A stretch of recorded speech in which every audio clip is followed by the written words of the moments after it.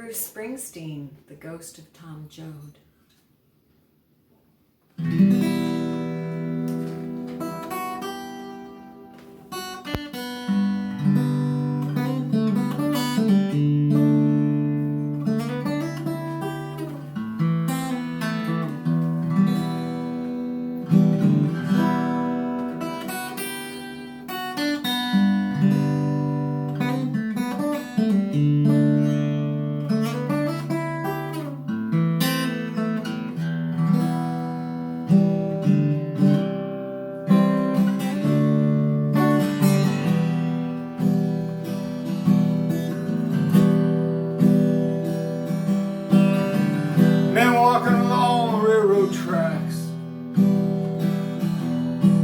Going some places, no going back. Highway patrol choppers coming up over the ridge.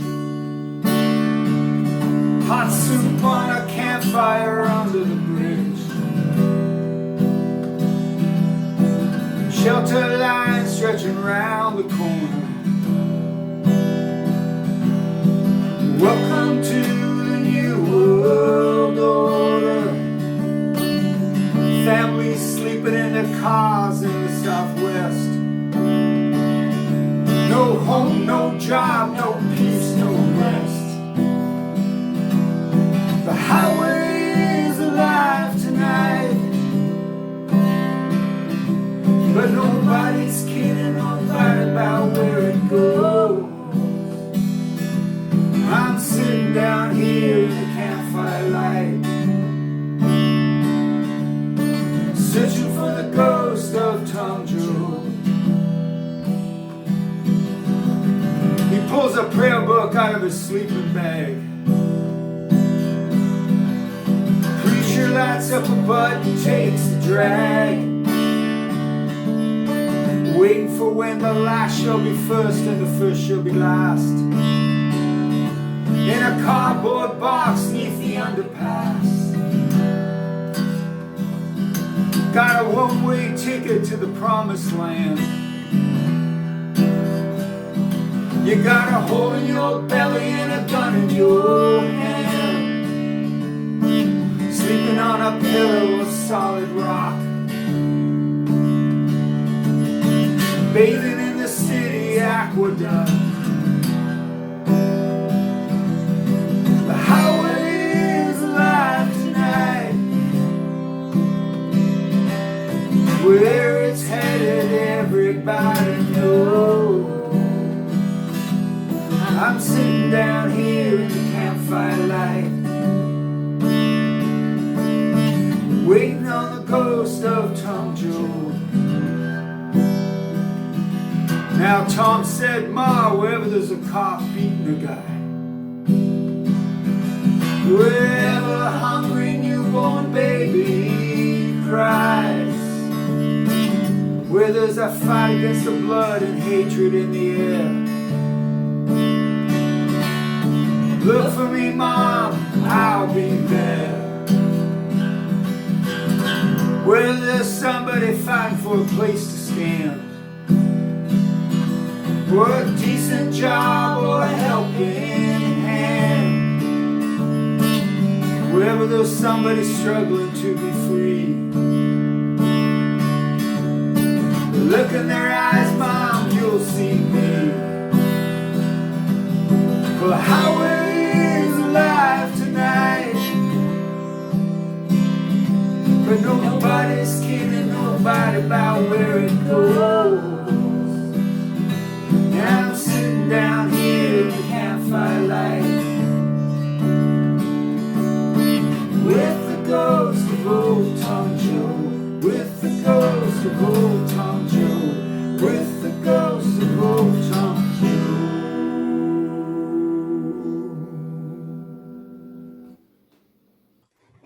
Good morning. Welcome to the First Unitarian Church of Hamilton. My name is Bill Johnston. I am co-chair of our affordable housing team, and I am this morning's service leader. Before we begin the service, let me quickly share a few reminders about being on Zoom. All participants are muted during the service. And if you do not want to be seen, you can click on the little video icon at the bottom of your screen, and a red line will be shown through it, and your screen will only show your name. The view selector at the top of your screen allows you to move from speaker view, seeing the speaker or the musicians, to seeing the entire group of congregants. With either view, you can scroll through to see who is with us today. We request that you only use the chat function in private mode. Sending a message to a specific person. Using the chat function to everyone is like speaking out loud in the service, and that can be distracting to your fellow worshipers. At the end of today's service, we will not have our usual breakout chat rooms. Instead, we'll have the opportunity for a conversation with our speaker. I'll have more details at the end of the service. We begin by acknowledging that we meet on Indigenous land, the homeland of the Anishinaabe and the Haudenosaunee, lands governed by the Dish with One Spoon Wampum Belt Covenant and the Between the Lakes Purchase of 1792. We commit to respect this land as they did, and to work with Indigenous people, listening and learning and committed to building relationships of respect and mutuality. Today is our 5th National Housing Day service. National Housing Day is a day when we celebrate the many groups and individuals who work hard to create a Canada where everyone has a safe, adequate home that they can afford.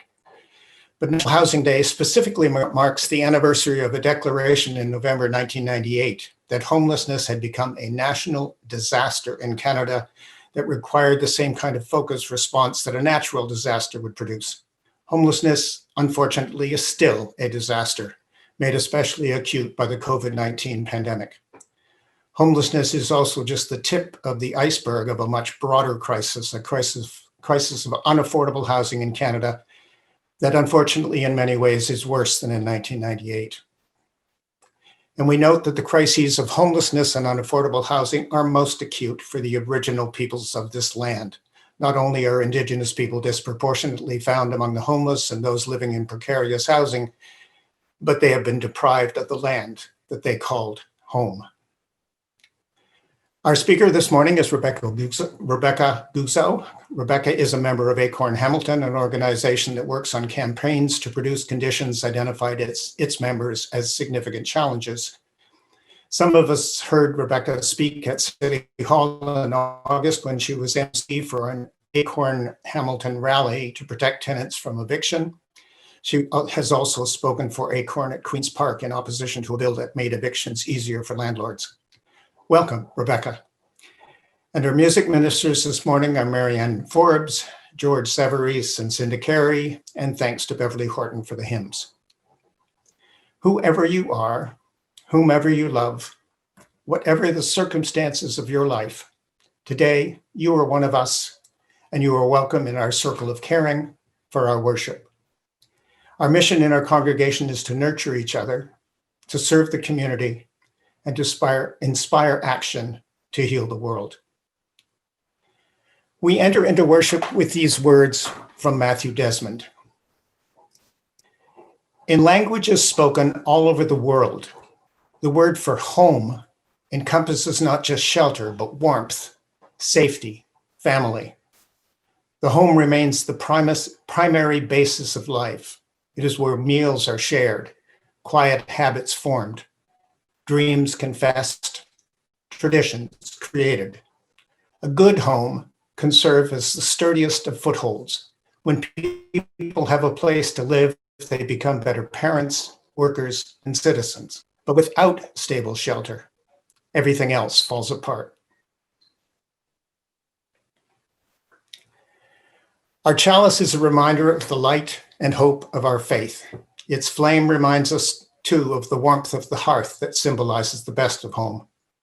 We light a chalice each time we gather to remind us of our connections to the whole of the human family and of the sacredness of our time together. Let us say together our unison chalice lighting words. May this flame be our light of friendship and love.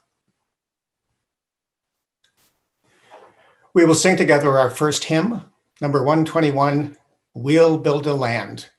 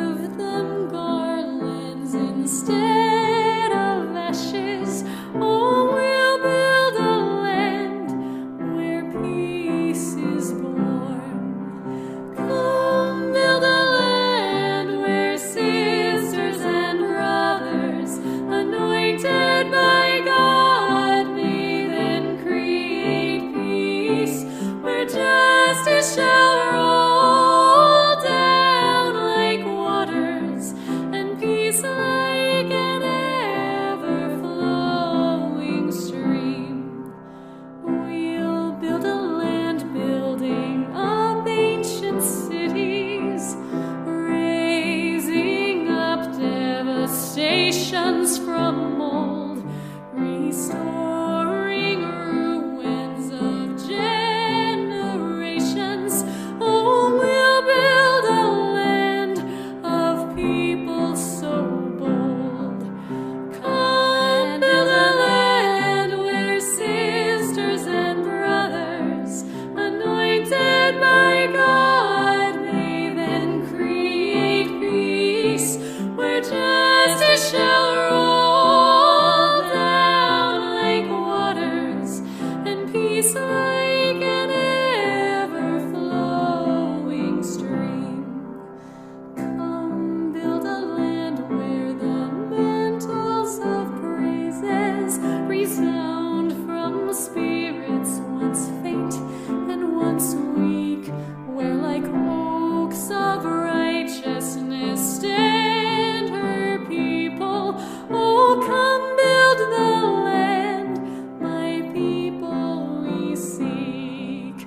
Come build a land where sisters and brothers, anointed by God, may then create peace, where justice shall roll down like waters, and peace like an ever-flowing stream.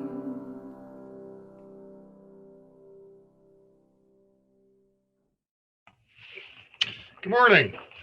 So our story today is The One Day House by Julia Durango and illustrated by Bianca Diaz. And it is based on a event which is held every year in LaSalle County, Illinois, called the Labor of Love.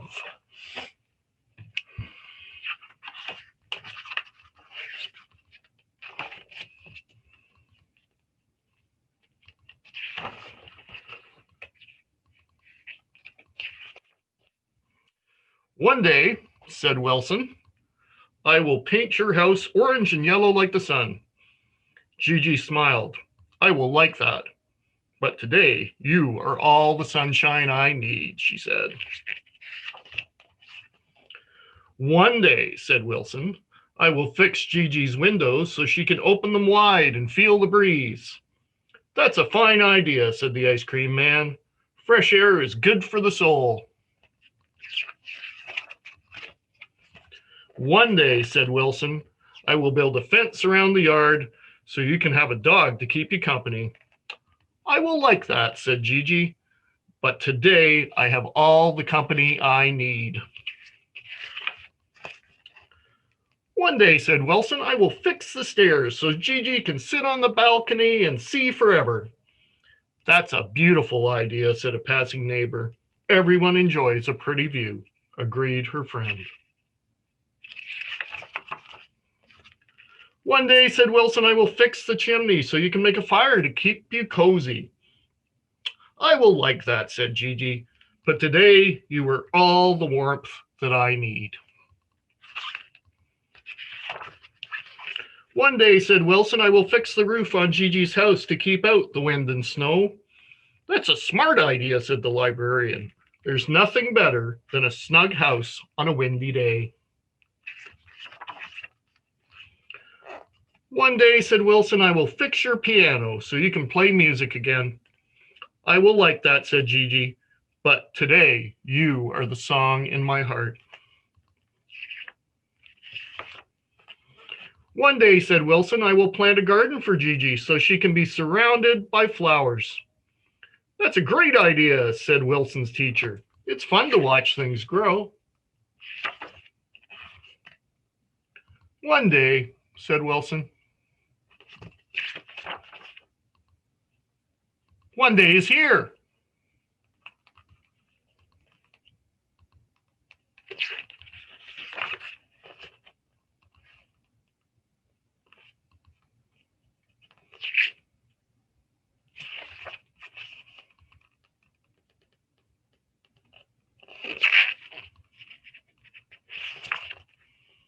"One day," says Gigi, "is a very nice day indeed."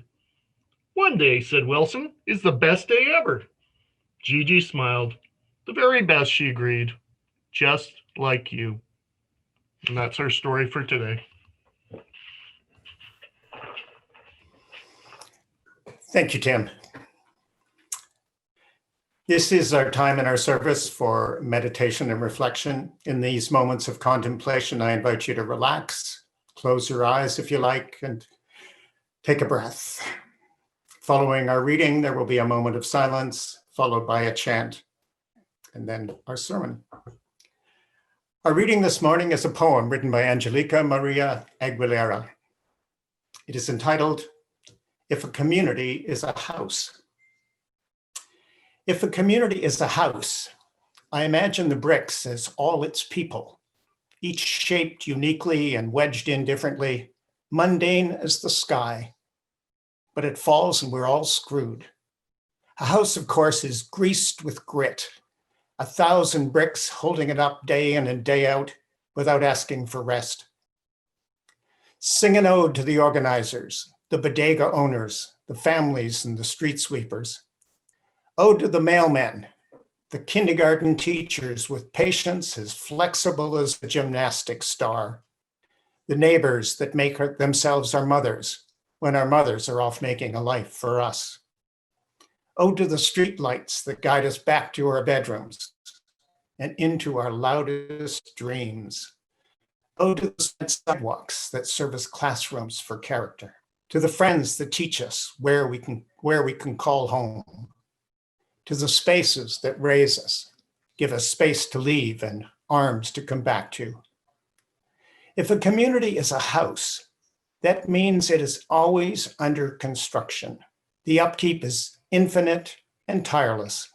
The crooked oil painting waits for hands to guide it. The leaking faucet is no competition to the plumber's loyal wrench.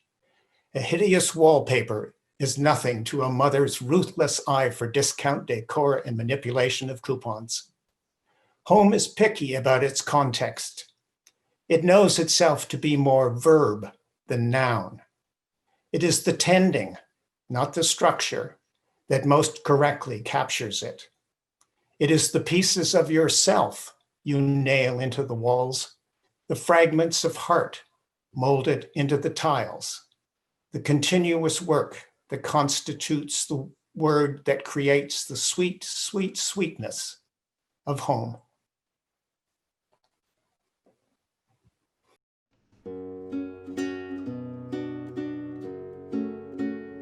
If the light touches you, let it in. If the water beckons, dive in. If a spark burns, bring it within. And if the earth whispers, listen. If the light touches you, let it in. If the water beckons, dive in. If the spark burns, bring it within. And if the earth whispers, listen.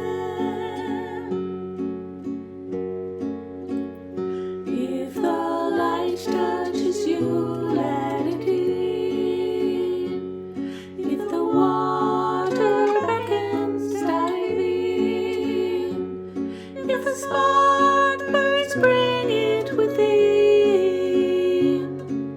And if the earth whispers, listen. If the light touches you, let it in. If the water beckons, dive in.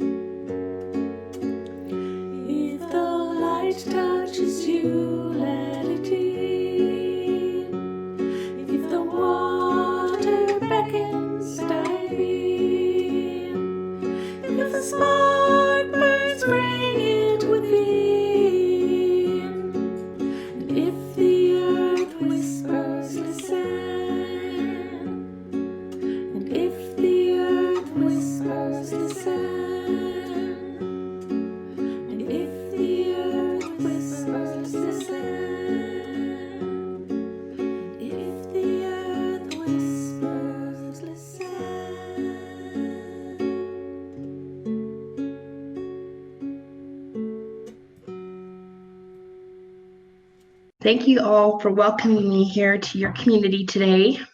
I've come to share a bit of my homelessness story and to talk a bit about Acorn and some of the things that we're doing to help our community.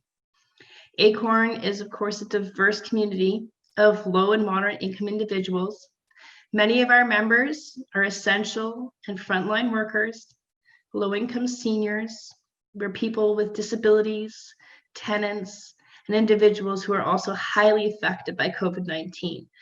It isn't uncommon to hear from one of our members that they have faced homelessness or have been in a position where they're at imminent risk of it.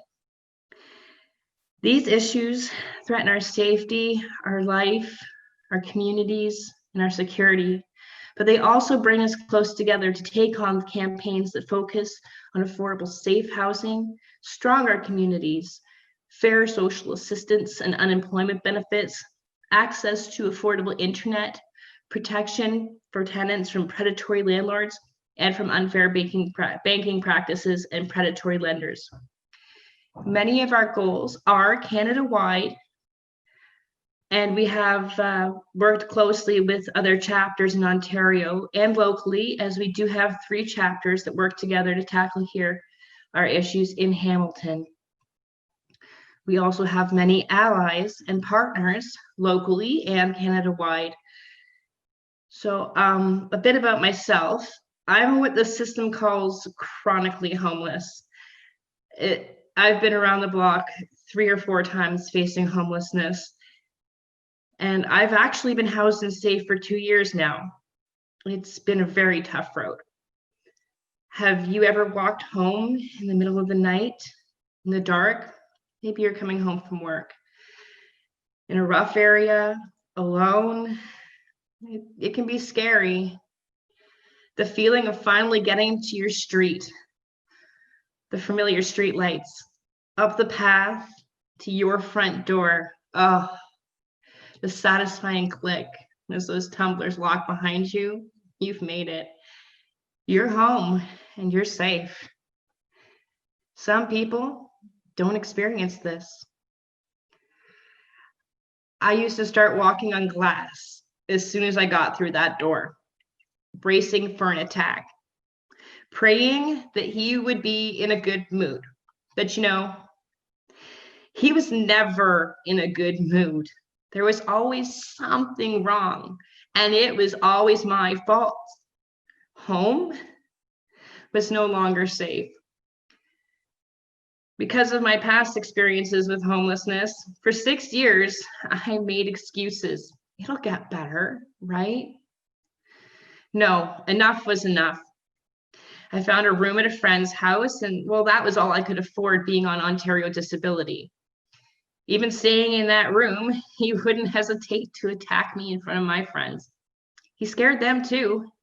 They knew if they said anything, he'd come for them mentally, with threats, physically. So the best thing I could do was run.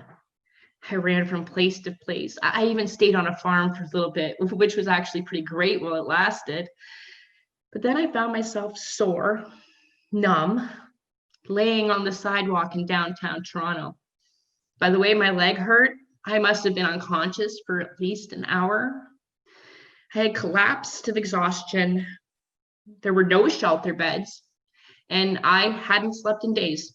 I just wandered the city, unable to find any place that felt safe enough to fall asleep. Eventually, I was able to find a shelter bed here in Hamilton after several more months of homelessness. Not too long after that, I actually secured a job and found an apartment. You know, when people are able to have a safe home, that's when you can heal. That's when you can move forward. You can find a job and make your life a little bit more stable. But that home was far from a safe place to live as well. A few weeks after I moved in, I was sleeping on my sofa and I moved it from one spot to another. I mean, I couldn't afford a bed. So I was sleeping on the sofa. And the next day when I woke up, I found that the ceiling had actually collapsed and fallen right where my sofa was the night before. For $875 in Hamilton, you can find an all-inclusive one-bedroom apartment, complete with mice that are actually bold enough to run over you, bed bugs, shorts in the electrical wiring, crazy fire hazard that was so scary, and of course, ceilings that fall in. I called public health, bylaw, even calling the rental enforcement line proved useless. See, I wish I'd known about Acorn back then. I know that together, Acorn would have held an action where we call attention to the conditions of buildings. That's why it's so important for us to reach out and support local tenants in this way. So by the summer, I couldn't stand it any longer. I actually bought a hammock and stayed on the trails. I just simply couldn't stay in my apartment with so many bed bugs. As the cold winter weather returned, I returned to a shelter. It took days of calling to finally get a bed, sitting all day calling, do you have a bed? Do you have a bed? Only to be told no 400 times a day. It seemed like forever. And it felt like so much rejection just to hear, no, there's no safe place for you to sleep. Now, statistics show that shelters turn 14 women a day away. Now, that's over 500 people a month.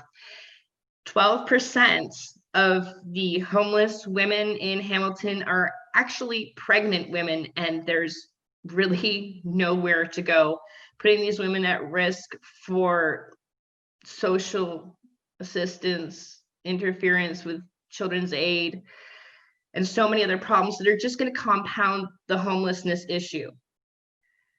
There's no shelter here for couples. If you've been to a men's shelter, it's like a barracks. And the family shelters, while they're beautiful, have limited space. There's even more difficulty for individuals, health issues, and other barriers. Right now, the shelters are over capacity. It's getting cold, and many are on the streets or in encampments with little more than a tent to protect them from the elements. Now, looking out our windows today, some of us are, oh, wow, snow, it's so pretty. Others are thinking, oh, I have to shovel my driveway. I'm thinking, oh, I'm so glad I cleaned up the garage and have winter tires. But if you're homeless, you're thinking, I could die tonight. And that's, maybe some of us don't want to face that reality, but the snow sure is beautiful. The shelter I stayed at that fall, it wasn't like the first one. It was scary. It was scary like living on the streets in Toronto. I found people using in the bathrooms, strange smells, residents constantly fighting with each other. Some of the staff looked down on all of us, and some of them were pretty mean. When I had a breakdown, I heard someone talking about me in the hallway, reading from my file. We think she's on drugs, they said. I had a breakdown because I was terrified. The support just wasn't there. Facing burnout, underfunding, and overcrowding, there just aren't enough resources to create a healing environment, which a shelter is meant to provide. Studies show that many people treat homeless people, addicts, and sex workers like objects instead of human beings. It's a specific part of the brain that lights up when you look at an object. That's what part of the brain lit up in this experiment when certain people looked at those populations. Because many people look at people in those groups, don't look at people in those groups as human beings. Addiction, mental health, homelessness, they certainly don't discriminate. Not every homeless person has the same struggles or can be painted with the same brush or provided the same solutions. Those with some humanity left may think, oh, well, there are shelters, there are programs, government programs to help them. Well, we'll talk about that as well momentarily. We all have our struggles. We are all human beings, and we all deserve to be loved by our community as human beings. When we turn away from our fellow human beings, that is worse than death. It's interesting to note that the word high comes from the Hebrew word chai, like l'chaim. It means life. When we greet each other, we're coming into a life and a community together. See, where I grew up, rent is cheap. Your neighbors waved to you. People cared less about money and more about each other. But what we're seeing now, it's like even those who are paid to care seem like they really don't. The waiting list for affordable housing is 15,400 individuals and families and counting long. Single men and women are the last people to get help and the greatest majority of individuals in need of it. Imagine being that kind of alone. No one here would wish that on anybody. By the time I had been offered help to find affordable housing, I'd already met a wonderful young man and started staying with him. See, many individuals are faced with this choice. I mean, especially single women. We find a man, we pray he won't abuse us, and we move in. Sometimes it's the quickest way to find shelter and security, but other times it's the fast track to an abusive relationship or being trafficked. There's no other option for many women and, as it seems, men as well today. With the low rates of social assistance, it's impossible for a single woman or man to afford their own place. The length of time one can stay in a shelter is often shorter than the length of time needed to access affordable housing. Thankfully, a family member has been kind enough to rent an apartment to me in part of their house, which is amazing. But what I pay for my apartment, it's a fraction of what landlords normally charge. Yet that is 65% of my income. 45% of Hamilton's renters are spending more than 30% of their income on housing. 20% are like myself, paying more than 50% of our income for housing. Individuals on Ontario Works and ODSP receive $375 and $495 respectively for housing allowance. To find a room, let alone an apartment, for $700 to $1,100, you'd be hard pressed. That's about the full benefit of people on Ontario Works and ODSP. So let alone the rental portion.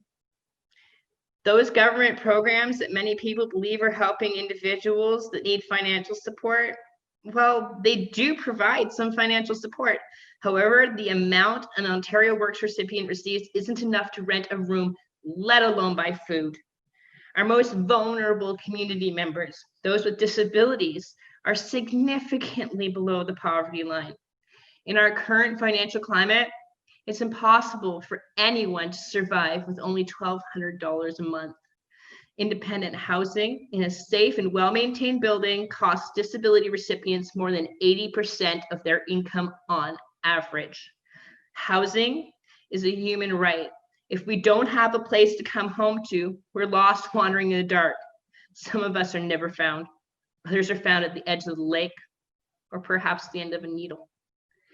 If you're still clinging to faith, then I'll tell you that there is something, and that something carried me through because I knew what I call God.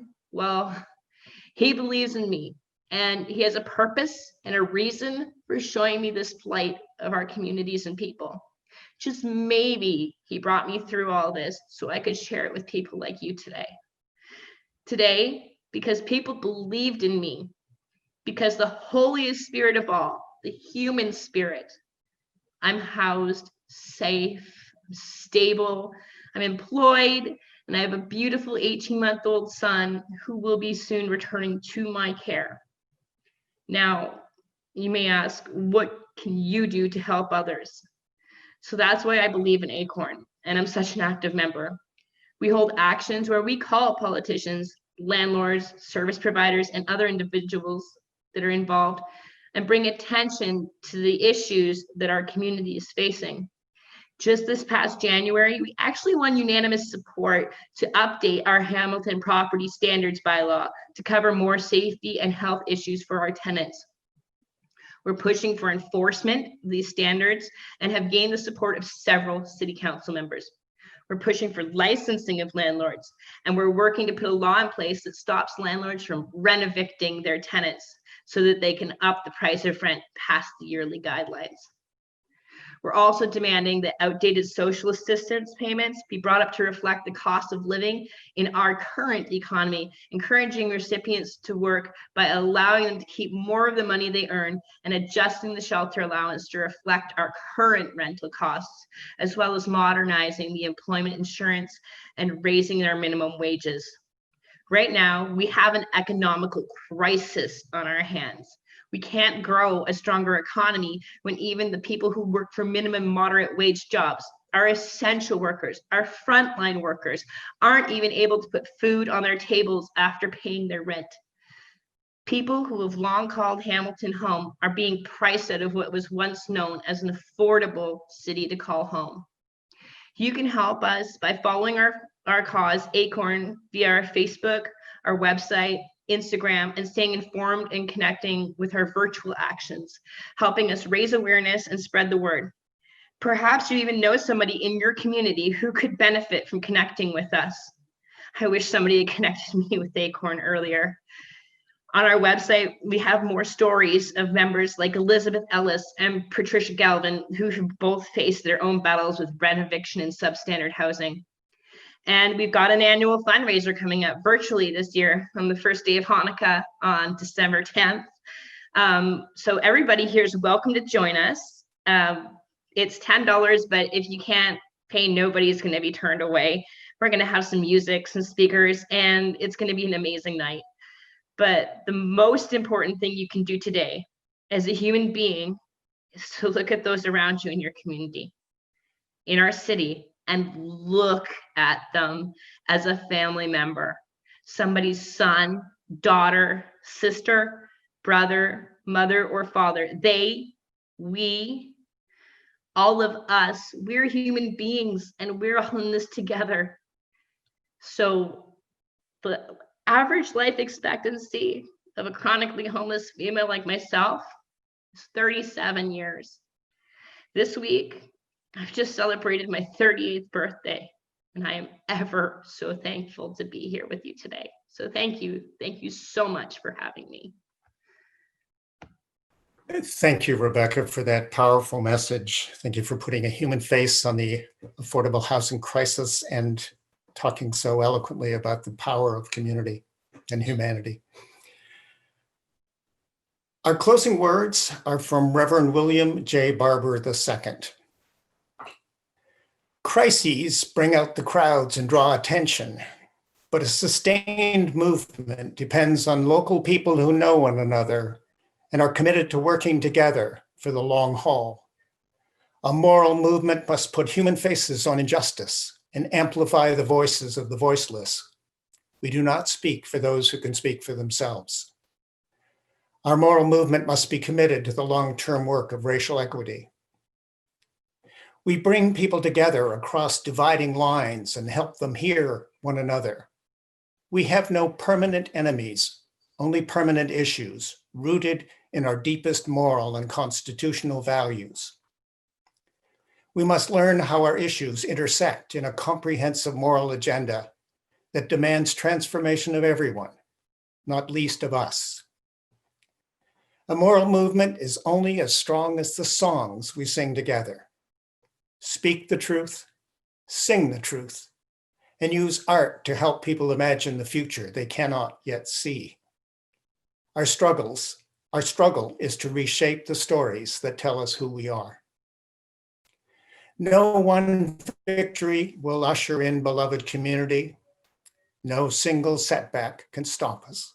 We are building a new world, moving forward together toward freedom and justice for all. We close our service with our postlude. George Harrison's Give Me Love.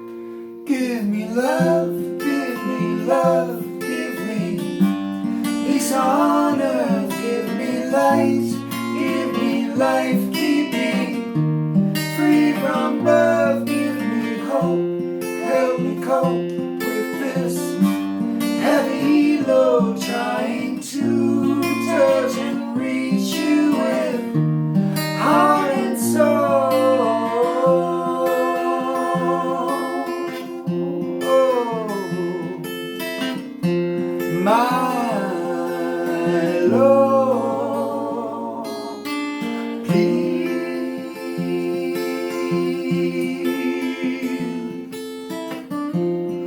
take hold of my hand,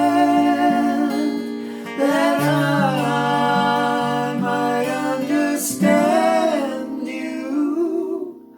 Won't you please, oh won't you give me love?